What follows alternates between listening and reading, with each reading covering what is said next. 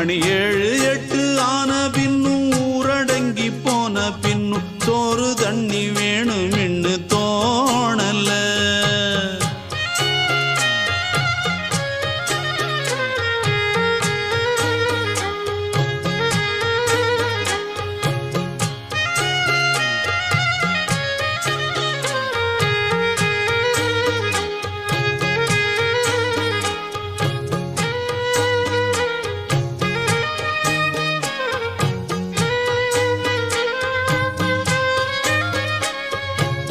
நேத்து விதைச்சு வச்ச நேசந்தான் பூத்து கனிஞ்சு வரும் நேரந்தான்.